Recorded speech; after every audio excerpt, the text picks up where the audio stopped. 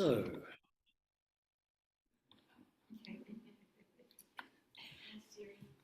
welcome back everybody, and it's a pleasure now to invite our president, Sheila, and she's made a big sacrifice coming here today, and so give her your love as we learn about the imagination tank. Do you like that? I did that one. Okay. Very good.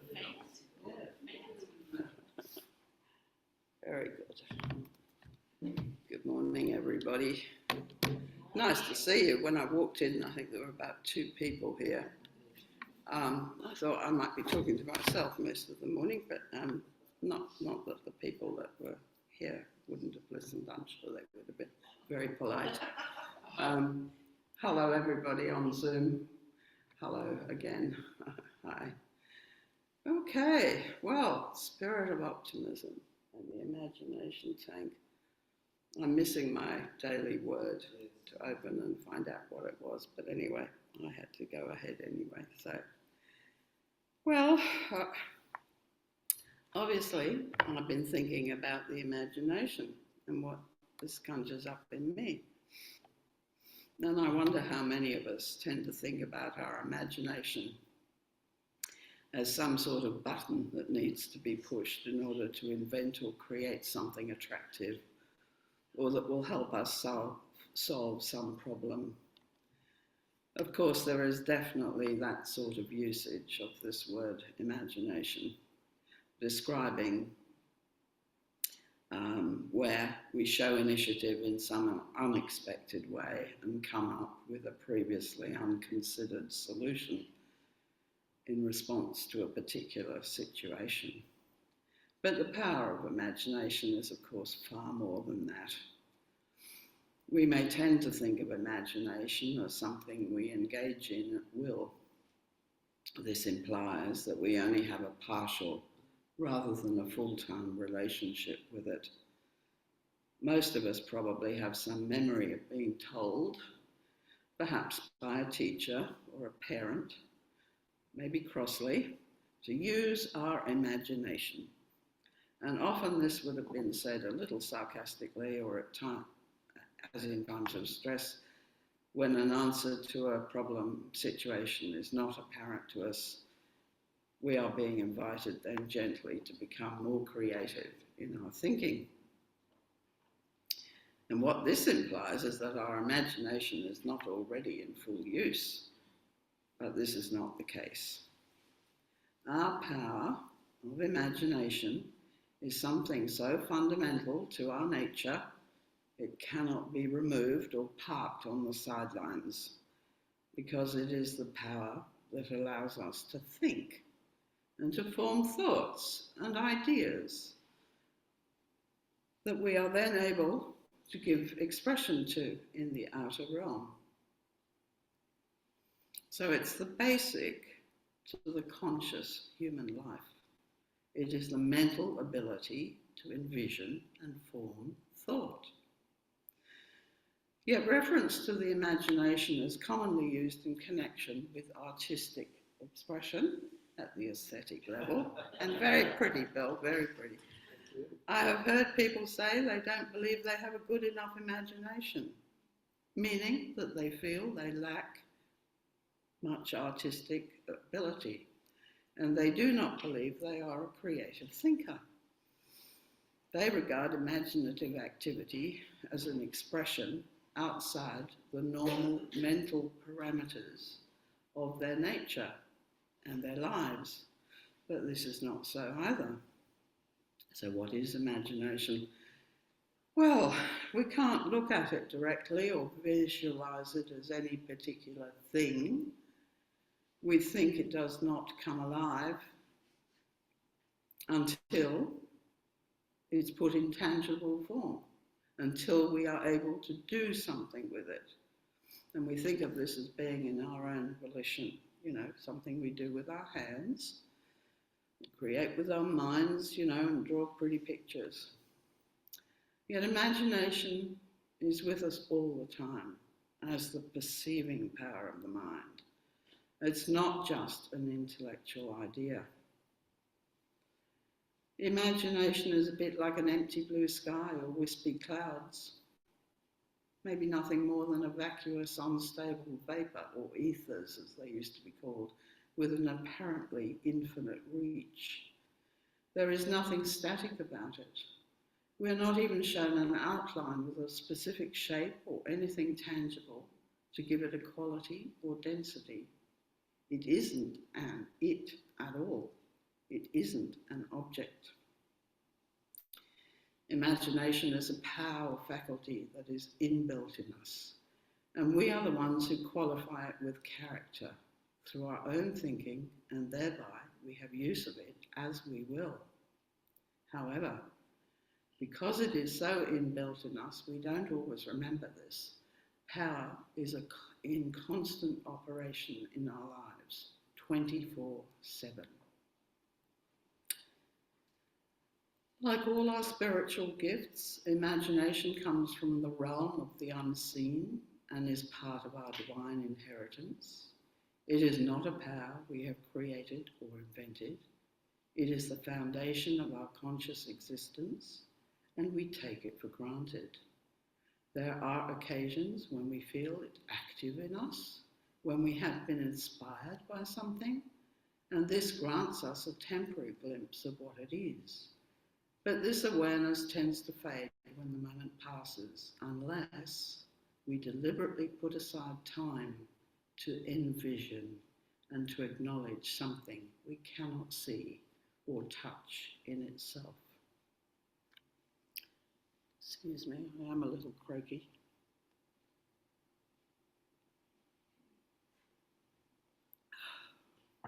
Years ago, when my son was in primary school, the school principal brought a fish tank into assembly one day.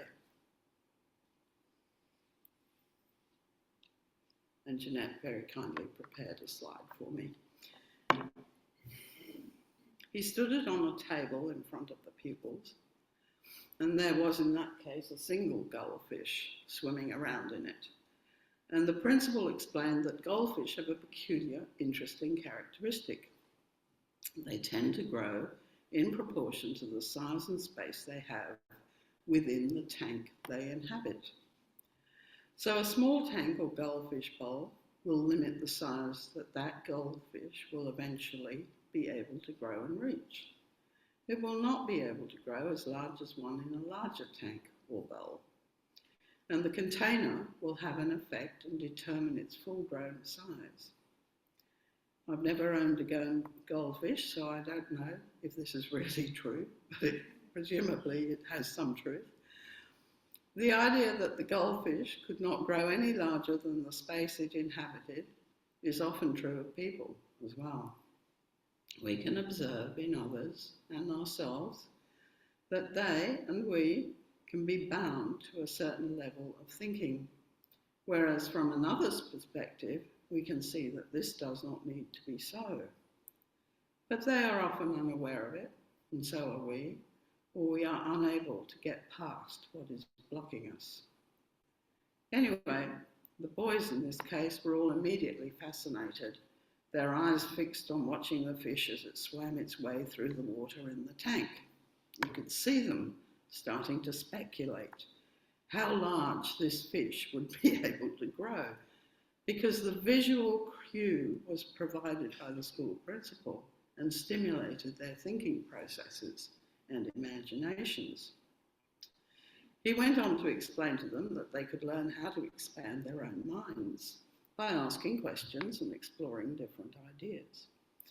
He suggested they would keep growing as long as they kept swimming in this way. You could see their interest come alive as they tried to absorb this information. And the principal pointed out that the fish did not really know how big the tank or bowl actually was, because they could not see or measure the quantity of water they were swimming in. He said that perhaps the fish might feel it was experiencing complete freedom, since it had no way of measuring the volume of water. Because the fish was in its natural habitat, It was simply not, as far as we know, aware of anything else, because water supported its life so completely it was taken for granted. While fish might have no sense of anything else, but this is not always so with human beings. From our larger perspective, or we like to think so, we might look at the tank and the quantity of water and think the poor fish was confined by its environment and limited in its movements. And both these perspectives, the one where it's in complete freedom, the one the fish had, and the one we might have, paradoxically can be true, depending on the level of our awareness. And the principles taught went on from there. It was aimed at stimulating young imaginations and getting children to reflect on different perspectives and puzzling facts presented to them in an age-appropriate way. We're all little children, so it's appropriate for us too. The focus for these young boys was mainly on the external world, but the principal was suggesting that how they looked at a situation had some effect on their perceptions, and it was energizing to watch how these young boys responded. I am sure you can see how these things relate to all of us too, with one large and very significant difference. When we humans reach a certain stage of our development, which happens mostly in adulthood, we start to appreciate that there is a world around us that we are engaging with all the time. And we come to see that it has a profound reality of its own, and we have some inner connection with it. We start to observe it behaving along certain predictable lines, and that it has an autonomous existence because we do not control how it operates. We can choose to run our own lives, but it operates along certain laws. This is the world of spirit, and if we are fortunate over time, we can learn to communicate and cooperate with it. And this is what unity teaches, and this is why we can feel optimistic and even excited by being here today, because let's face it, it's a good place to be. These things are talked about, they're understood, they're discussed, and that doesn't happen in very many other places. If we are wise at this stage, we become curious about this awakening sense of something more than ourselves, another part of existence. We become alert to watching what is happening in this area of our lives. And we have a desire to know more about what we are perceiving. At this point, many people start on a quest to learn from others by studying other traditions of spiritual understanding. Most of us start by looking for answers to the mysteries of life in the external world. We seek to know the truth from the minds and experience of others. Very few of us are able to come into spiritual awareness without taking this path. But this outward search is often most helpful in blowing out the sides of the goldfish bowl or the fish tank, and thereby expanding our vision. However, as Charles Fillmore clearly states in Christian Healing, truth cannot be imparted. It must be individually experienced. Divine mind in the soul cannot be told in words. Therefore, we must each do the journey on our own through private study of one sort or another. So it is immensely important. Which bit do I press to get it to move forward? Oh, it goes off. Sorry. Oh. Yeah. Oh, very sensitive. Sorry. Well, you're getting close. I don't know why it's doing that. Okay, I'll just read it. Study your own mind. Oh, and through it you find God mind. In no other way can you get a complete understanding of yourself, of the universe, and of the law under which it is brought forth, the creative principle of life. The rest of the month, I'm sure a lot of people will explain to you how that will work, but I'm going for broad strokes today. He says in this way, you will understand why the impulse for higher things keeps welling up within your soul. And he says that this is because God-mind is living, active thoughts, and that it is God-mind thinking through you. And God-mind is pushing your mind to grasp new ideas, true ideas, and carry them into expression.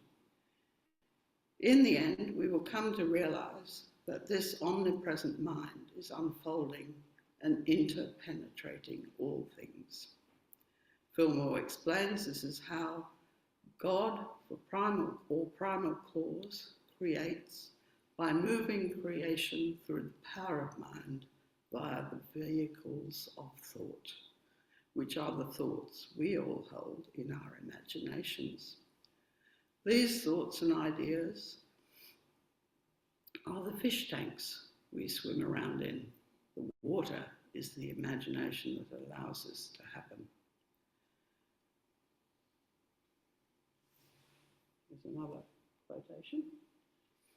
I'll read it here. God-mind is giving itself to its creation, and those creations thus are evolving an independence that has the power to cooperate with or to oppose the original God will. It is thus of vital importance to study the mind and understand its laws, because the starting point of every form in the universe is an idea or thought.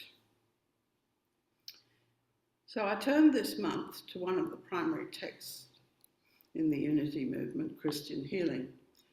And in that work, Charles Fillmore said that his primal objective in all these lessons was to quicken the spiritual realm of consciousness and to bring about the breath of the Almighty that gives understanding. And I like turning to the early writings in the Unity movement. I don't mind that they use some terms that we don't use much anymore, or in the same way even, because there is something about the original expression of these ideas that seems to me to have a quality and an intensity that comes from personal inspiration. Some of the later texts that are adapted to suit the modern vernacular and current ideas don't seem to me to carry quite the same energy always. But we should be very clear here about what we mean by Christian healing. We are using the term Christian now in the sense of Christ-mindedness and the overcoming of the external and material conditions of the world, exemplified by the life and teachings of Jesus. Obviously, when Fillmore wrote this book, he was dealing with people from the religious background of traditional Christianity, but he divined universal spiritual principles from his own investigations into consciousness and long periods spent in daily meditation. Charles Fillmore was not referring exclusively to the traditions of the Christian Church. He was far more interested in conveying the highest principles and values based on his own experience and understanding of the absolute realm of divine mind. His work was concerned with how this potentiality could be translated into the earthly realm of manifestation, and how this was done through the medium of human consciousness. Fillmore's work, as with other exemplars of the New Thought movement, was all about encouraging humanity at large to learn about consciousness and how to tap into the invisible realm of divine perfection.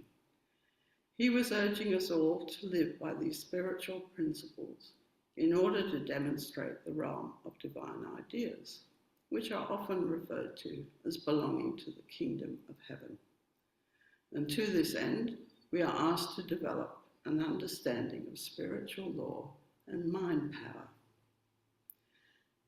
We have always, and do often, unknowingly live truly creative lives through this power of the imagination, which links to the spiritual power that brings what we think about into manifest form. So we had better be careful what we think about. And as we gain fuller understanding of this, we come to realize that we do not actually have the option to escape this creative destiny.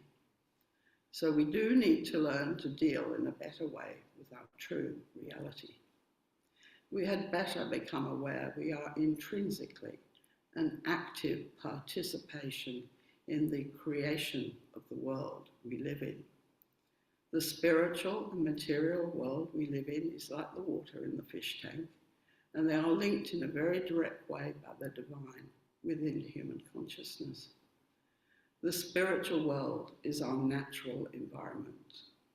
What we have in our personal tank is what we perceive mentally, and this is what manifests outside in the physical form. This is our reality, whether we are aware of it or not, but we do need to come to grips with it as soon as possible. We need to be brought to a fuller realization of our importance in the universe and to the necessity of finding our right place in the scheme of things. We have the power to make things visible and a tangible part of the world, and that is truly amazing. But throughout the process of history, humans have created a realm that separates us in consciousness from what Fillmore calls the father mind, God, or the primal cause. And we have unknowingly created many horrible things. It is time to wake up to what we are doing and how we are creating these devastating effects in our reality. The key to our, that is humanity's, present and future circumstance is the interconnectedness of the human consciousness with the spiritual force of the universe. All this creation happens in our imagination, which is super sensitive and responsive to each and every one of our thoughts and feelings, if they are held in mind long enough. We expand and contract our identity according to these ideas. And in the same way, we impact the world positively or negatively. This gives us an awesome power, quite frightening really, and tremendous responsibility. Knowing that we have the power to create the space inside and all around us is intimidating, particularly if we have nothing to guide us but our own willful and unregulated thoughts. Fortunately, this is not the case. We have plenty of opportunities for illumination, both from the wisdom within, if we learn to listen for it, and from the thoughts and insights of others and ancient mystics. The road to salvation here is knowing we have the power of choice in all these things. What level do we want to create from? We alone decide. And even though there are pressures and influences all around us to conform to other people's opinions or the dictums of political correctness, ultimately we alone choose our own path according to our level of understanding. And this affects the collective mindset and the world at large. The truth is, we can't help create our own reality through the power of our imaginations. The truth is, to quote Fillmore again, the mind has ideas. Oops, it's switched off.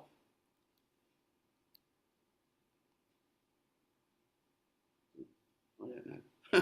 The mind has ideas, and these ideas have expressions.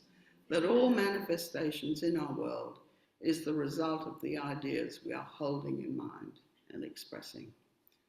And the point Fillmore wants to make is that the imagination, which empowers thoughts, feelings, and ideas and translates them into an outward form, is not something we can just switch off and on again at will.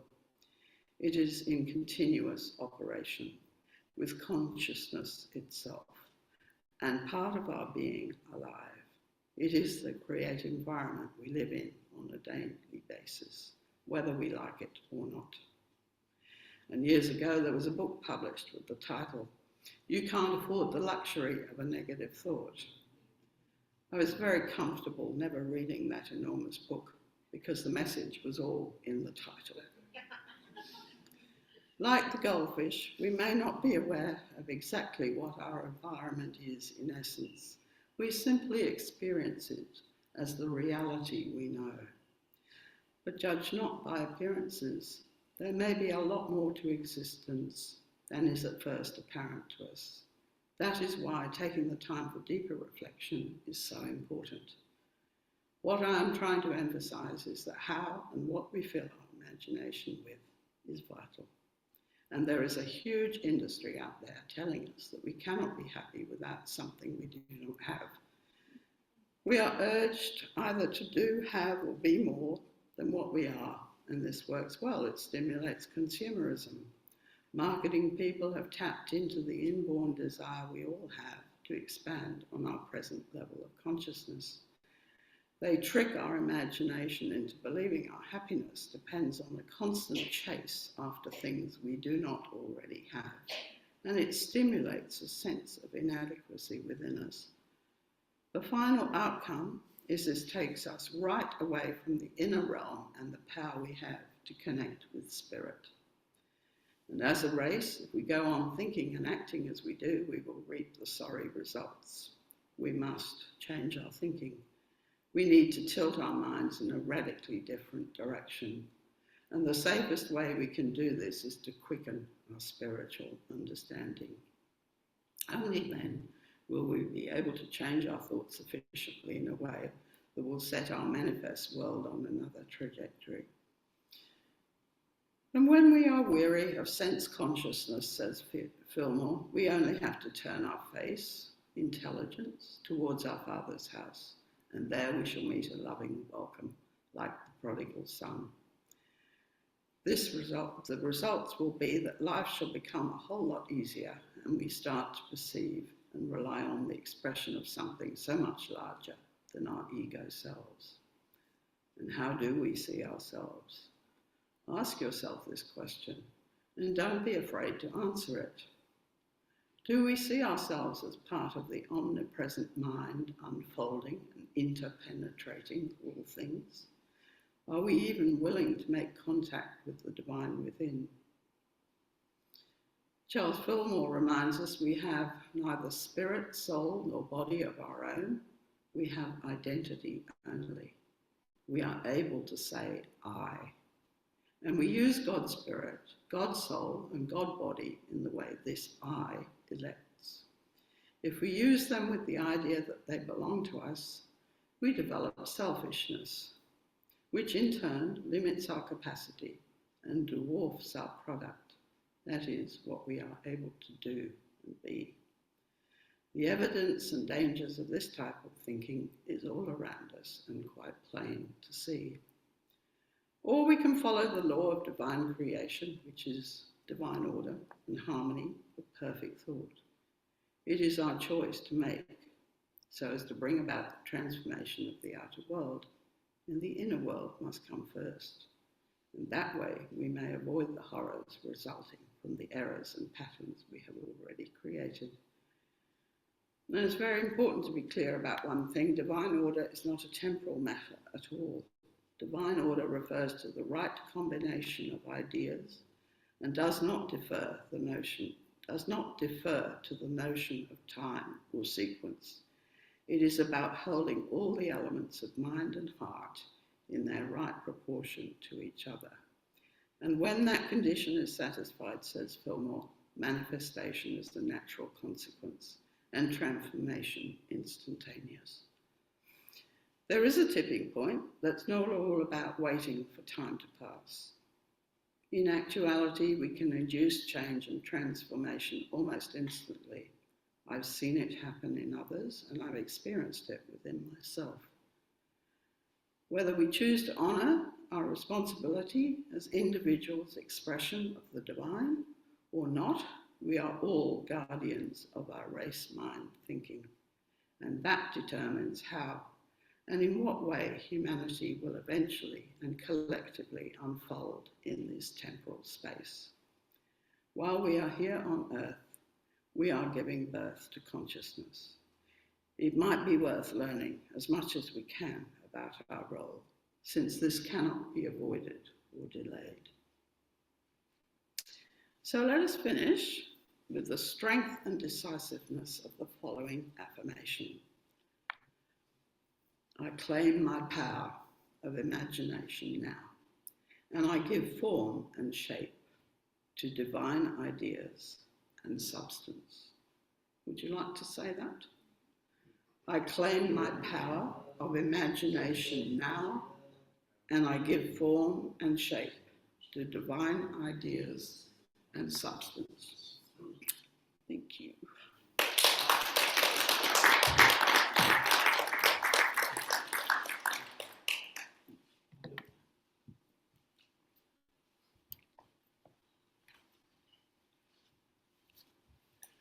Would you thank Sheila once again, please? Thank you.